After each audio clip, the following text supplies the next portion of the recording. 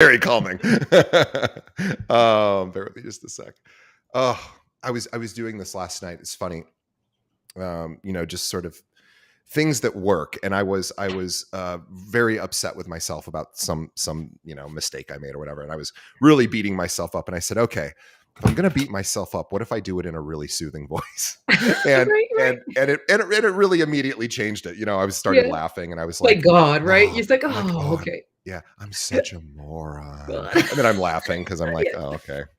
But because I noticed my voice when I was criticizing myself was not very pleasant, was Yeah, not yeah. very serene. It happens. Yeah. So I said, okay, if I don't want to, if I want to just yell at myself, at least whisper and do it real soothing. Right. And then I didn't feel bad about it at all. Yeah. Little Okay. tricks. All right, here we go. Okay, I think we're good. Let me see. I'm just going to check one quick thing. Is Instagram actually unable to connect? That's fine. Who cares? It's fine. Nobody's going to watch us there anyway. All right. Excuse me one sec. There we go. Good. Okay, today on the show, our guest is Fee Gentry from EXP. And let me tell you more about Fee. Now, Fee Gentry is a dynamic figure in real estate. She excels as an entrepreneur, an investor, a speaker, a coach, and an author. She's the visionary founder of the Black EXP Network, a co-founder of the, sorry, my stupid thing just popped up. I'm going to do that again. My apologies. Sure, Something sure. just popped up in the middle of it. I got to turn this Like off. right in the middle of it. Right in the middle of it, When I'm doing my and I takes, couldn't when I'm get doing rid my of it. shows, I have to do them like that way too. I do. I did a whole show last week and we forgot to record it. I've done that. I have done the same. And We're in my recording it first today. year, I did. No, we're recording today, thankfully. Okay. Now I have it dummy proof because I can't trust myself. We'll try, but I'm just glad it happened to somebody other than me too. I don't feel Yeah. quite as Yep. bad Yep. now. Yep. Yep. All right, we'll try that again. Take two. All right, here we go. Today we have Fee Gentry on the show as our guest from EXP in Georgetown, Texas. Let me tell you more about Fee. Now, Fee Gentry is a dynamic figure in real estate. She excels as an entrepreneur, an investor, a speaker, a coach, and an author. She's the visionary founder of the Black EXP Network, a co-founder of the One EXP Initiative, and a former director on the board of EXP World Holdings LLC.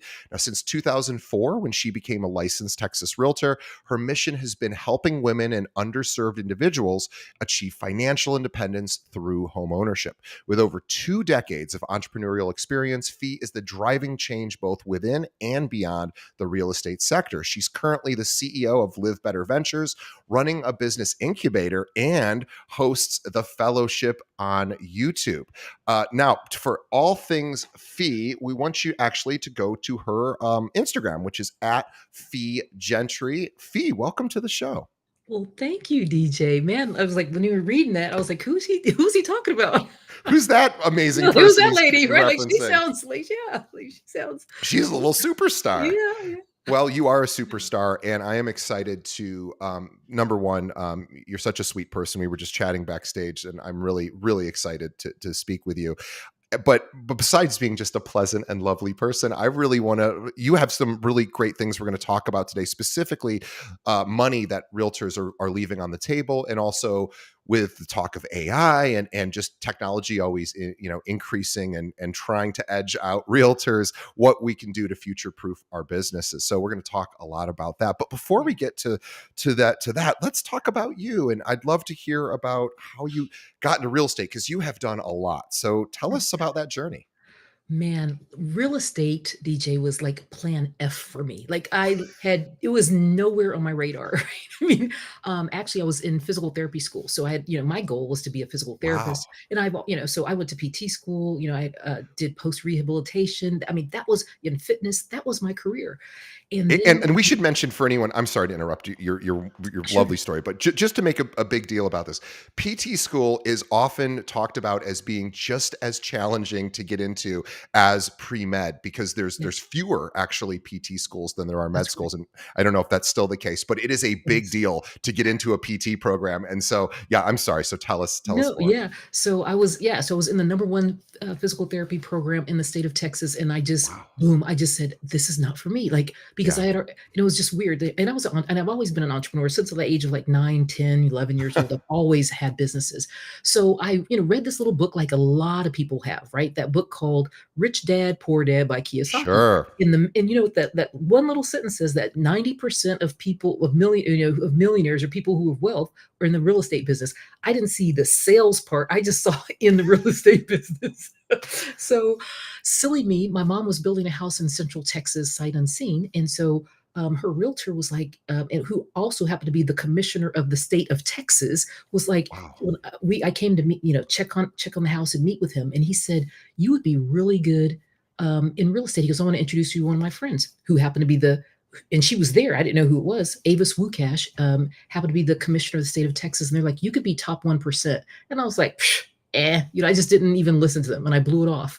And I thought about it for a while and I start having all these people recruit me into the real estate industry. And I promise you, DJ, I did not know a listing from a lockbox when I got in the business. I had no clue. And so first year I sold 39 homes unbeknownst to me. I thought it sucked. I was like, because I got this little bronze medal. I was at the big red company, KW, and I got this bronze medal. I was like, oh, how do I get a silver? I mean, how do I get a gold? Bronze, that's the worst of all the medals. Right. Like it means I barely made it on the podium. And if you don't know this about me, but I'm 5'11", almost 6 foot tall. So I'm a former collegiate athlete, love sports. So I'm like very competitive. So that's Sure. how I got in the business of real estate. And so I just grew from there. So I went from being a solo agent that I grew, then I became like I was in a smaller town. I was living up north. And so I was kind of like this medium-sized fish in a small pond, and start growing a team of people, and then I wanted to own a franchise, and that didn't work out, thank God, because 2008 then happened. Oh, Oh, good timing. saved myself. But I still took a bloodbath like everybody else. Sure. But yeah, so that's how I ended in the business. Yeah. Wow, that's quite a story, and your story doesn't end there, because from there you went on to serve in management capacities at the corporate level, with EXP in particular, and just continually coaching, consulting, writing. You do it all, and it is it's so impressive, and there's so much we could talk about. And I think being that you were so connected to agents, I would love to talk about, 2024. Now, this episode might not actually publish until early January or potentially late December, but regardless, it'll be, 2024 is on everybody's mind, no matter when this actually drops. But people had a tough 2023, or at least most of the agents I knew. Every so often I talk to an agent that said, "I'm having my best year ever." That was maybe 1% of the agents I talked to. Right, So right, right. for most of us, it was a tricky, a difficult year. And I think, for somebody like yourself, who's so disciplined, so focused, so just committed to finding solutions, I really do want to talk about what agents can do in 2024 just to help stay in business and keep their business rolling forward. So just any advice or guidance that you might have for what agents should be focusing on right now during the winter months, when we know things are slower anyway, but how they could set themselves up for possibly having a better 2024 or 2025. Right. That is an amazing question. And I get that question a lot, and I talk about that a lot.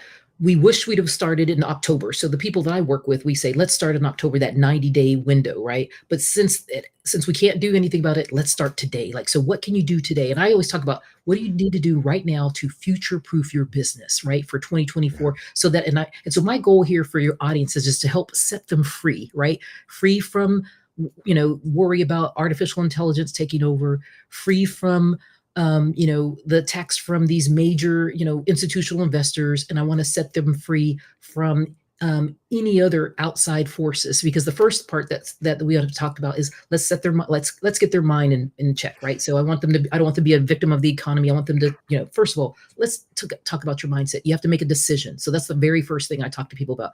Make a decision that you should thrive in 2024. Number two is to have a plan. Like, and not a and people keep writing business plans, but I'm talking about an action plan, because we all feel good about planning. Oh, well, I wrote my business plan for 2024. Well, what are you going to do? What are the action steps that you're going to take in the Right. first 30 days? And I always talk about this, is keep it simple.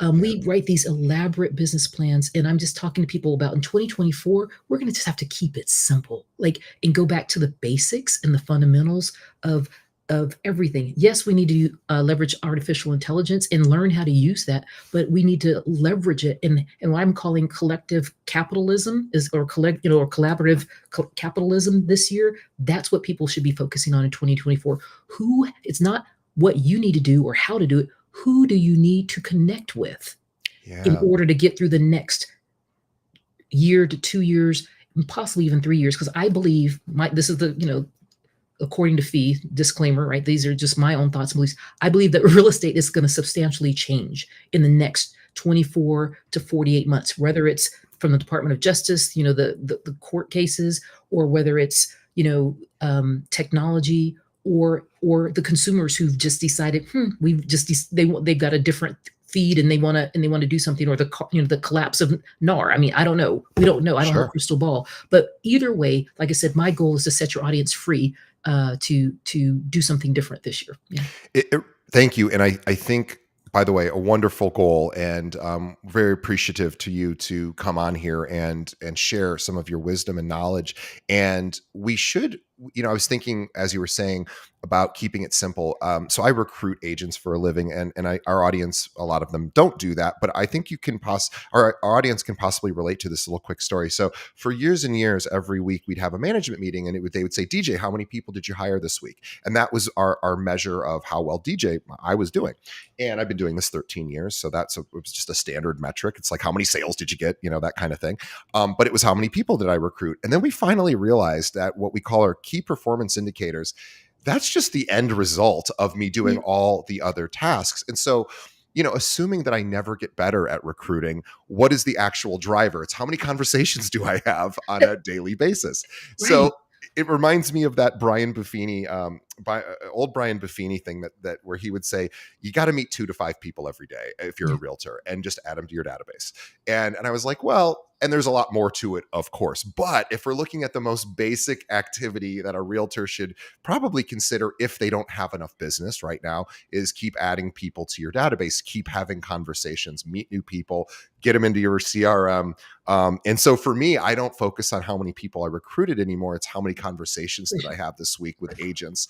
And then, we track my close ratio and all of that. But really what we're throwing out is, we know DJ needs to talk to 20 different agents a week if he's going to get, 5 people to join or whatever. So, I really appreciate you saying that, because we can look at the end result, sales, deals closed, and go, oh, and then we Yeah. can go, that's a lot of stress. If we go back to just, I got to meet a whole bunch of people, and that's not the only thing anyone needs to do, but it's a way to think about scaling back your, what do I actually need to do on a daily basis? Absolutely. That's the one. If you do nothing else, that's it. If you never improve your skill set, I mean, this is what I always say too. It's like with me, if I never become any better as a recruiter, if I just double the number of people I talk There we go. to, in theory, I should double the number of Yeah. recruits that Right. I have. Yep. You So, can't mess it up. and of Yeah. course, we want to get better at everything. But yeah, so let's talk a little bit more. Thinking about, yes, there's all of these outside factors. You mentioned technology. We talked about the rise of AI, the flight to teams. There's the Mm. lawsuits. There's all these things that, and I want to go back to mindset just for a moment, because I was curious of what your advice is for you. You talked about first making a decision that I'm going to have a good next 12 months. Yes. Yep. How do you protect that mindset? Because we know that it's when things are good, it's easy to have the mindset, and when things are strong, are challenging, it's harder. So do you have any suggestions to protect that mindset and really guard it, so that some of these outside influences don't start to color it in a way that we now are, oh my gosh, oh, this isn't going to happen? Yeah, I am 100% my own best critic, my own best person at that. Number one, I always do is like turn off the television, get off social media, and then get away from negative people. And what do all those three things have? people, right? And Yeah. it's kind of weird. Like we're supposed to talk to people. So like, yeah, so like want you to have conversations, but with the right type of people, right? Yeah. Um, but it's so, but and the other thing that I do is I have, I have a lot of my friends or colleagues, we're all learners. So we're staying atop of books. So we're reading books on on mindset, on manifestation or money or prayer, whatever it is that you believe in. Find something that you can do every single day that takes you out of this crazy world and brings you back inward. Because we keep looking at these external forces. Everything we need is already inside of us. And so Yeah. that's the number one thing that I really recommend is for people to go inward when everybody else is being crazy. Yeah, and also we can get crazy too. And so this idea of having a practice, some sort of discipline, like you were saying, prayer, Mhm. meditation, whatever it is, something that takes you a little bit outside of the craziness that we all deal with inside our own heads too. It gives some additional space in our lives to be able to say, you know what, there's more than just me out here. I'm somehow connecting with this, greater thing Mhm. that's not just me, and it's a nice respite from sometimes our own struggles that we have. So I'm a big fan of that, and big believer in that as well. And also I think it's the birthplace of creativity. I think when you can Yes. get quiet and Yeah. listen to your intuition, like you were saying, that sometimes and a lot of times the answers bubble up. But Right. if you're not quiet, if I'm Yeah. not quiet, I don't hear them. Me neither. Yeah, yeah. I absolutely just I do that twice a day. I just get quiet Good twice a for day. Or you. when something, and I always recommend finding that peace. For me, it's like either putting my feet in the grass, looking Yeah. at water, something like that, like connecting with nature, connecting with your inner, your source, whatever you Yeah. need to do, music, but just find that internal peace is really, really key. Yeah. Yeah, and the other thing too that I think about, I'm curious to get your take on it, is this. It's an old expression, but I think it's accurate, at least for me, that the journey is really where it's at. The destination is nice, and it's nice to celebrate and when we have these major goals we accomplish. It's great for a day or two to sort of celebrate, and then I don't know, but I often, well, I'll for me, I often get depressed when I achieve a goal, and which I didn't know was very common. I can get really depressed because then it's like, oh, now okay, now what? And then it's like I got to just, and if I were to think about, yes, the goal is nice and we should celebrate our wins, and then we should realize it's all about chopping wood and carrying water, just Yeah. consistently Yeah, doing yep, yep, yep, doing the work. yep, Yeah. yep. Yeah, that's it. DJ, I'm glad you mentioned that because I call it's the mama mentality. And there's a lot of us, especially in the real estate industry, or like I said, as it being an athlete or something. So I think about Kobe Bryant. It's that, after the championships, he comes back and he's looking at game film and shooting 1,000 shots after he's won a Yeah. championship. I'm that girl, I'm that girl too. And Yeah. so the journey as I've gotten older and I've started to learn and appreciate patience and enjoying just the little things like the habit of practice. We're just about practice, right? Just Yeah. practice and enjoying that journey. But man, whew, it took me 30 years plus it's taken me a long me time, me most me of my life. too. I was talking to my personal trainer the other a week or two ago, and I was saying, I'm just going to have to throw myself in the way of pain, physical pain, for the rest of my life if I want to be fit. There's nothing pleasant to me about like lifting heavy weights. It's painful, it hurts. But the results are pretty cool. But Yeah, I have to be willing to go through the discomfort and the willing. I mean, it's how muscles grow. It's how we grow as people. So this idea of like throwing ourselves into discomfort is not fun, but it seems to be the only way I know to do it.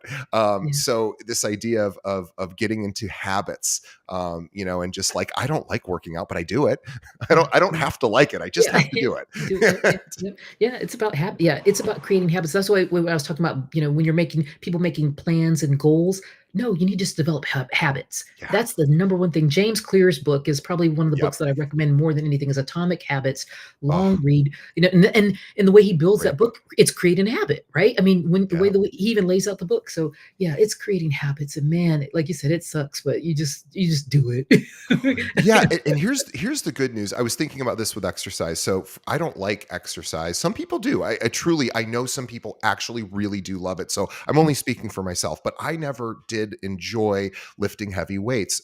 And even doing cardio is not my favorite thing. But if I want to live a long life, I probably have to do those things. So I finally just said, well, I got to do it. I don't have to like it. I just have to do it. And so if you have parts of your business that you don't like to do but are critical, then you can start to think about, do I have to force myself to do this? And sometimes the answer may be yes, or it may be I can leverage someone else to maybe do some of this for me, because number one, I don't like doing it, or number two, I'm not good at it.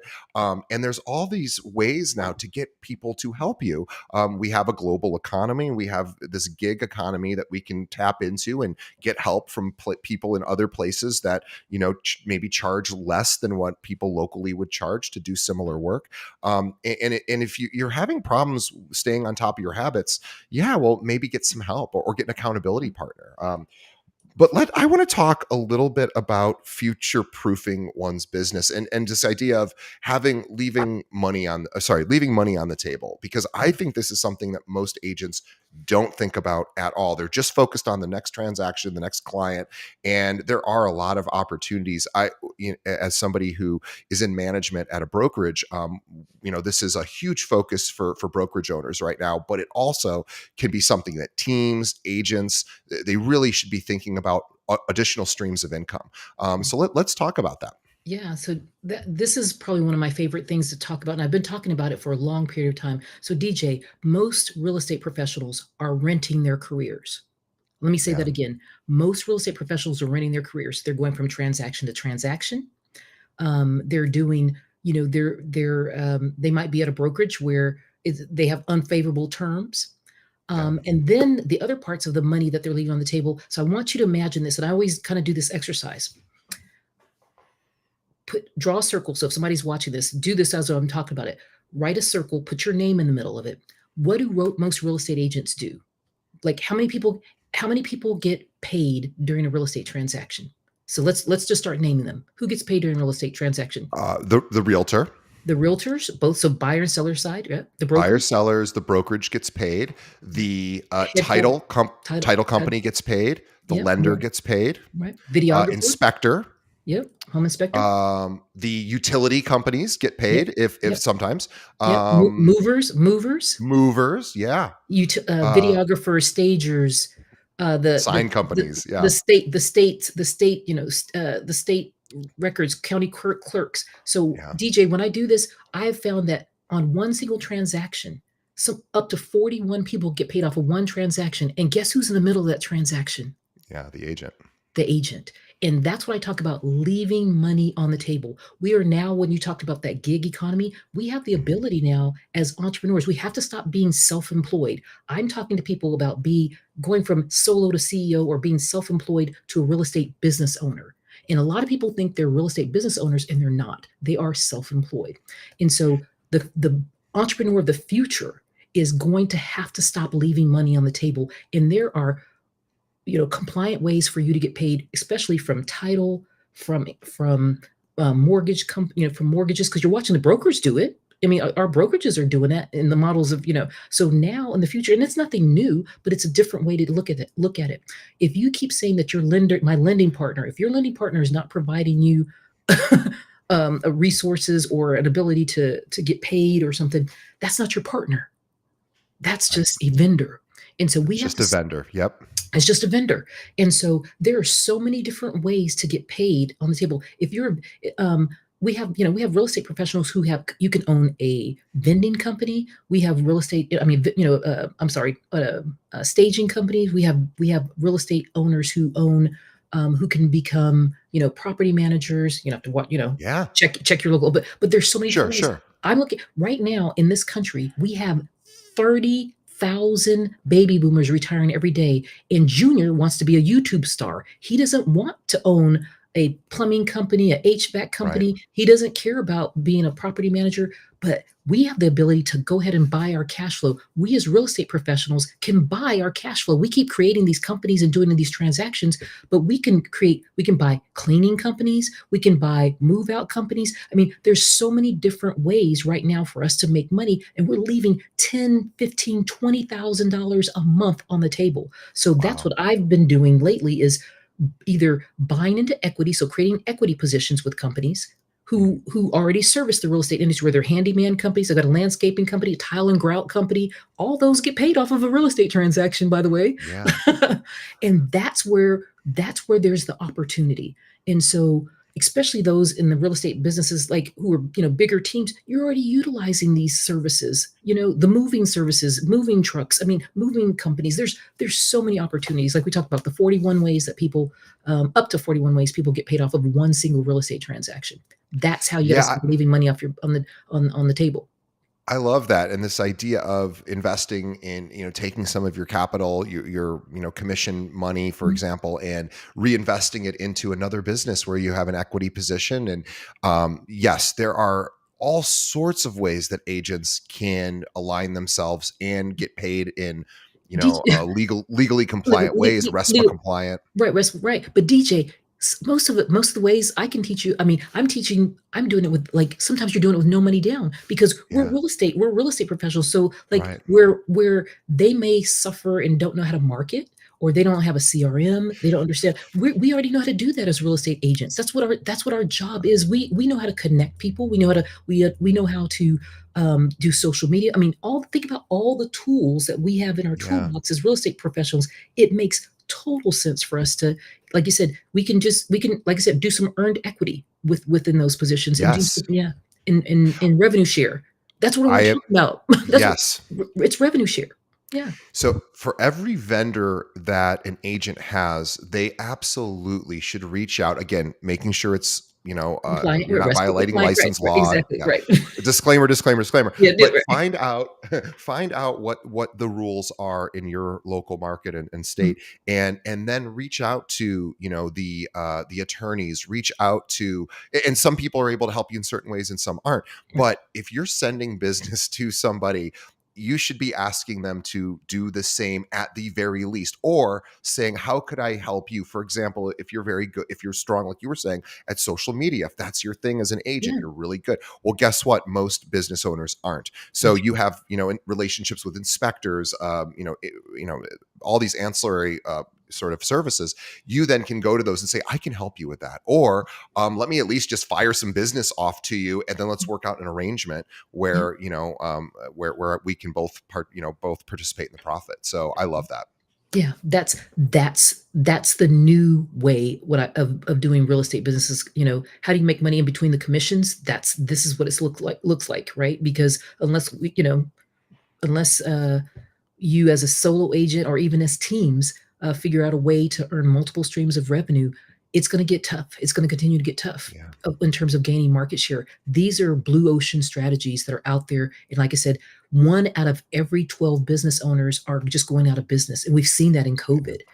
And so that's why we're having a hard time finding a handyman, reliable handyman. That's why we're having a hard time finding electricians, HVAC, plumbers, videographers. We're having a hard time finding those people. So, because, Really encourage everybody to watch. South Park just did in the last month or so, they did a special called Enter the Pandaverse.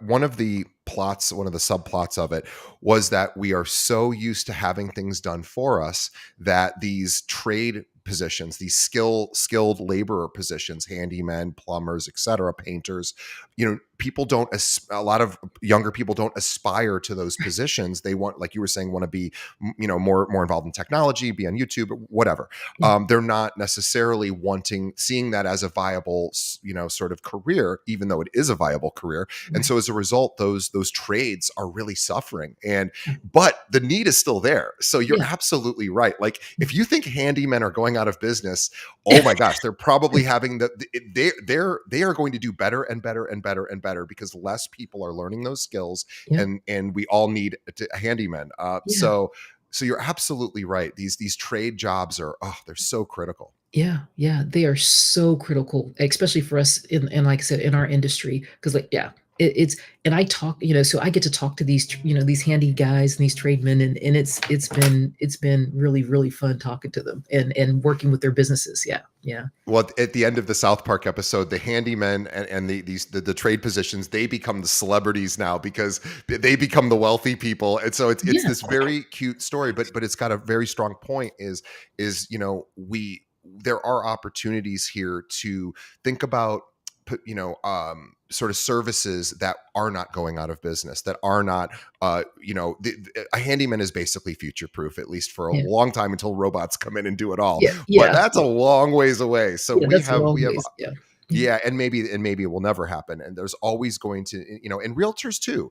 Realtors are worth their weight in gold if their skill set is high enough. If their That's skill right. set is actually valuable, you don't have to worry Yeah. about Zillow or any of the other tech providers coming in. Redfin's a better example. Yeah. And Redford. not to slight Redfin, I like Redfin; they're great, but they have not really disrupted the market as much as we thought maybe they could. Right. And it's not because of anything negative towards them. It's just people want to talk to agents who and again they have agents, but Right. we understand it's a little bit of a different Yeah. relationship there. So yes, so so what you can do, if I understand, is you can help agents identify these opportunities and then help create a plan to actually generate some of these relationships. Is that right? That is correct. So I help real estate professionals, mostly teams, brokerages, you know, title companies, lenders, especially those of us who are, getting up, who either who are getting up in age and they don't have a transition plan to how to get out of their business, and or those who are growing and want to add multiple streams of revenue to them. And so I have partnerships and JVs, and so I help these companies create the plans. I help them acquire either these new businesses, or I help them put in the relationship so we can create the financial streams for them. So that's what I've been doing for like this last year. I Is love it. just because of the I was like, well, let me use my relationships with some of the top lenders, title companies, and doing it in a RESPA compliant way. Sure. And it has been amazing, especially for people just like I said, who've been running their careers and just most real estate people think they're going to be able to sell their businesses, and they're not. Right?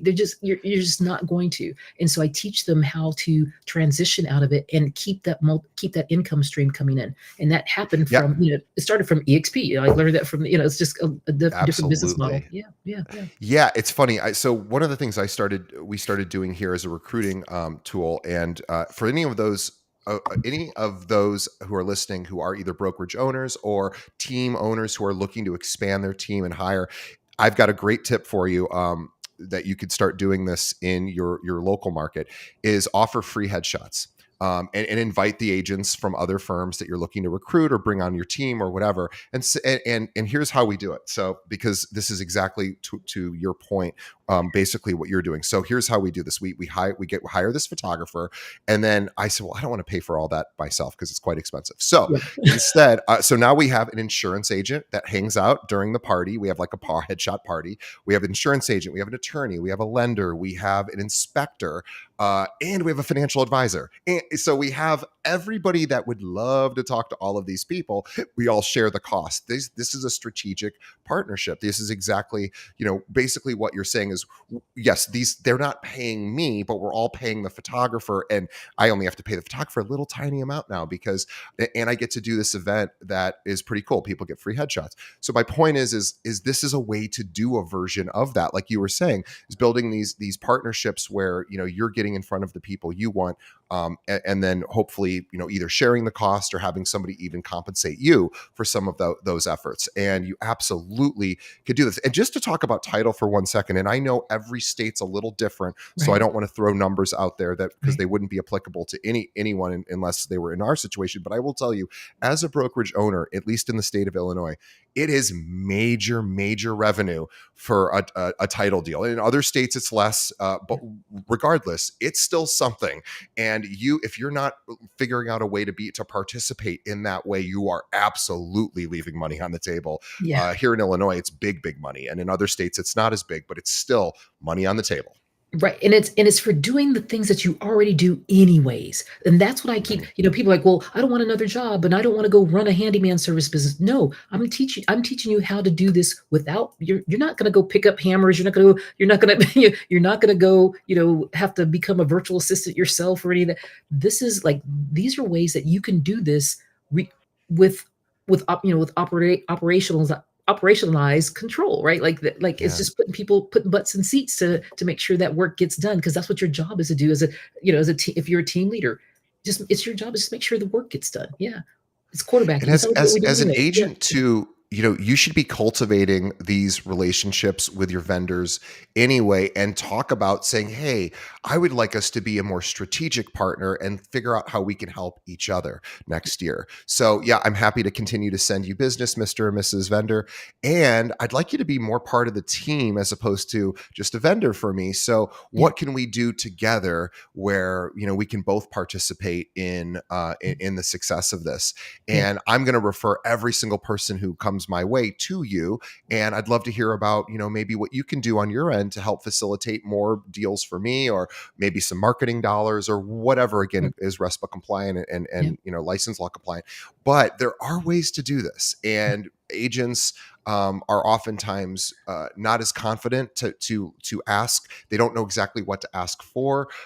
I think most agents understand, well, I can ask my lender to help me with like a seminar or webinar Right. Yeah. signs, or we understand that because we've been taught how to do that, but we haven't been taught how to do the other stuff. Right. And this is where you come in, because Yeah. this is what you Yeah. teach. Yeah. This And we teach. got It's oh yeah. yeah, Yep. Yep. it's Yep. critical, because this is why you would go to Fee, because you don't try to reinvent the wheel. Don't try to learn it all yourself. Go to somebody who's already figured it out, like Fee, and have her help consult with you and give you some suggestions, because she already knows how to do it.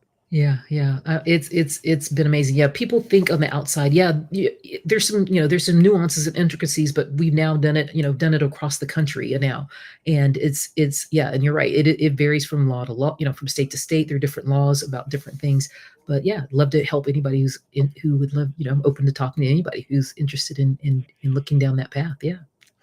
Yeah, and there is really, even if for example, even with utility companies like cable phone, for people that still use cable and phone, people still do. Yeah, And they do. Yeah. yeah, and this is an opportunity to reach out to the cable company and be like, hey, can I get a spiff on every time I send someone over to you? And again, whatever the rules are in your area, fine. Yeah. But most of them be like, sure, I'd be happy to. Solar is another one. There's Yeah. lots of Yeah. home 40. Yeah. renovators, staging companies, etc. So Yeah. many opportunities. I've got a price list of the average of those, and so the ones that you'd be just most shocked on is like utilities. It's the average household for a utility, and I don't even have it here, but I think if I remember off the top of my head, in like the state of Texas, is $1,300. Well, you get a referral of that, they'll give you up to 30 or 40% referral on that. Yeah, Think about that. I mean, you know what I mean? Just like it's huge. yeah, people aren't paying about utilities. I mean, there's so many, like you said, solar. Oh my gosh, if they Yeah. have solar in your state, but it's being compliant, right? It's the RESPA compliant ways and how you build that. Yeah, it could be it's very very lucrative. And attorneys have been doing this for years and years and Yeah, years. Attorneys have referral relationships that's right. with other attorneys who are in different specialties. Obviously, realtors do this. Oh, my client's moving to Florida, and I live in Illinois, so I need to find someone in Florida, and I'm going to take X percentage of the Right. commission by handing an agent down there the deal. And yes, you can do similar versions of this. And I love the thing you were saying too about this hyper local, where you could go to businesses in your Mhm, local market and say, mhm. look, I have a following online of people that know, like, and trust me. They listen to my suggestions, and I'm happy to sort of drive business to you, Mr. or That's right. Mrs. Business Owner. Yeah. Would that be okay? Of course the answer is going to be Yes, yes. yes, yes. And then the question is, great, can we either work out a relationship where maybe maybe there's a revenue share, like you were Mhm. saying, or maybe we can reciprocally send each other business. Yeah. But I think business owners love this idea of, oh, you're going to help me grow my business. Yes, yeah, Awesome. Let's yeah. and they understand the nature of the reciprocity of Yep. that.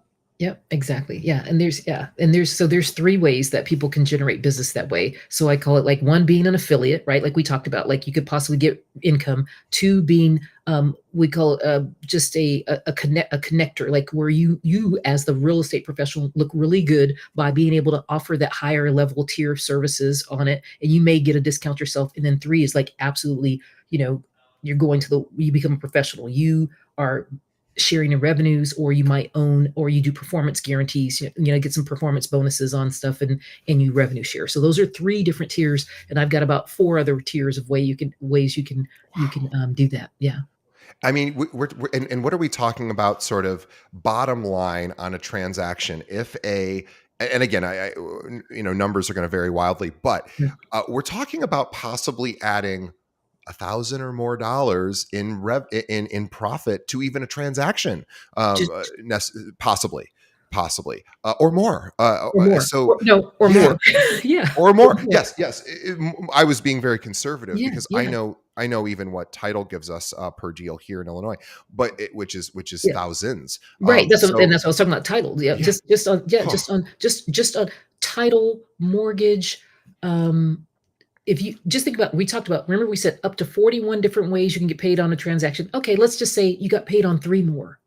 Just imagine if you got yeah, just paid on those just 3, the basic core 3. Let's just say it's mortgage, handyman services, or housekeeping services. I don't know. I mean, you pick yeah. 3. It's way more than you did before, and it's doing the exact same Right. amount You're of all work. right. We all like, it's funny. I have how do we find the people that we hire to clean our homes on a regular basis? Well, yes, we could go online and try to find, but we usually ask our friends, right? We go, Right, right. who's your cleaning person? Are they good?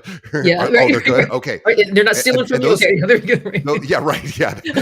But those people are worth their weight in gold Yeah, when you can find a good any yeah. vendor that's Right, excellent. We're like, oh my right, gosh, and people just freely sort of give out those referrals, and that's awesome, and you should right, do that, right. and you should also say, gosh, I want to help build your business. You are such an excellent vendor. I want to help you, and Mhm. that's where you start. Is how can we help each other?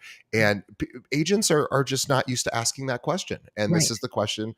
And Fee's going to help you not only identify all these opportunities and possibly becoming an equity partner in some of their businesses, or some sort of affiliate or referral relationship, whatever. There's ways to do it, and whether you're getting paid, maybe you're getting paid in sweat equity, maybe you're right. getting paid not in physical dollars, but services for your business that can, maybe there's by the way, accountants, those are pretty important Pretty people, loaded. right? So That's right. accountants is another opportunity. Right. You and I know they're on your list, Yeah. because Yep, yep. you've identified everyone. So this is exactly, guys. I think this is a perfect place for us to stop, because if you haven't built some of these strategic partnerships and relationships to earn more than just a commission on a sale, and yes, we understand that's how agents get paid, but there are other avenues, and Fee is going to help you figure out how to do that, how to identify and how to approach those businesses, and what to offer them, and what to expect in return. And guys, like Fee was saying, you're already referring people to other vendors anyway. You might as well see if there's an opportunity to work together. And it's you've opened my eyes, actually, because I'm kind of a business owner myself. So I now have to start looking at our strategic partnerships and realize, oh yeah, maybe I'm leaving some things on the table. In fact, I know I'm leaving. In fact, I'm going to ask Fee to take a look at my podcast and tell me Okay. how I'm leaving things on the table, because I totally Mm. 1 trillion% am leaving money on the table. You So are. I'm doing it, guys. You're doing it. We're all doing it. Fee is here to save us all. So find for all things Fee. Just find her on Instagram. She's easy to find. Search Fee Gentry Yeah. online. Yeah. There's one Fee Gentry, and that is her. Which is one of the cool things about having a name like Fee Gentry, is a name that you certainly remember and is unique. And Fee is really the real deal. Again, been on the board of directors in EXP. She's the real thing. Author, coach, athlete, and a top producer and brokerage owner. Just everything. She's done it all. So please reach out to her, because she knows where this business is headed, because she has been at those upper levels in management, at really the highest levels of some of the biggest companies out there. So guys, she knows she knows what's coming, and she wants to help you future proof. So find her on Instagram at Fee Gentry, FeeGen. Try, and we'll have links to all of Fee's ways to get in contact with her in our show notes. But I would just want to thank Fee for spending an hour with us. We so much appreciate you. You are such a wonderful guest, and you have such a passion for helping agents, which is exactly what the show is all about. So on behalf of the audience, thank you to Fee.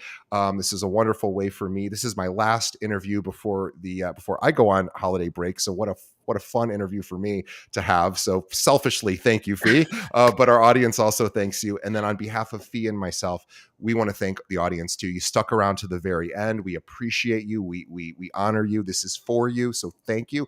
Tell us how we can improve the show. Number one, leave us a review. Let us know, good, bad, indifferent. Let us know what you want more of, less of. Tell me to shut up, whatever. Let me know how to make the show better, but also support our sponsors. They're the ones that pay the bills. So please check out their products and services. I promise you, I do not allow vendors to come on and be advertisers unless they have unbelievable services for agents. And tell a friend. Please tell a friend about our show. Another agent in your office. They need to hear this. By the way, your owner of, if you're an agent and you work for a brokerage, instead of being the brokerage owner, send this to the owner, because the owner needs to know about this as well. The owner needs to know, or the team lead needs to understand there is opportunities, and they already know it. They just don't have the strategy about how to get there. Fee's going to help them do that. So reach out to Fee. She's awesome. We'll have her contact information in the show notes. Find her on Instagram at Fee Gentry. Fee, have a wonderful, I'm just going to say, have a wonderful holiday season and New Yeah, Year. you too. I know, I can't wait. I don't have anything good planned. I had planned on traveling, but I'm gonna be actually just focusing down and rebranding and doing some new stuff. Good So for yeah, you. yeah, Well, yeah. by the way, too, like Fee has, we were joking about this before. Fee has the best voice ever. She has just the most soothing voice. So I said, if you're going to hire a consultant, you're going to have somebody work with you. Wouldn't it be cool to have somebody with a voice like Fee? Well, you might as well just get Fee directly. So, in fact, I need a strategic partnership with Fee.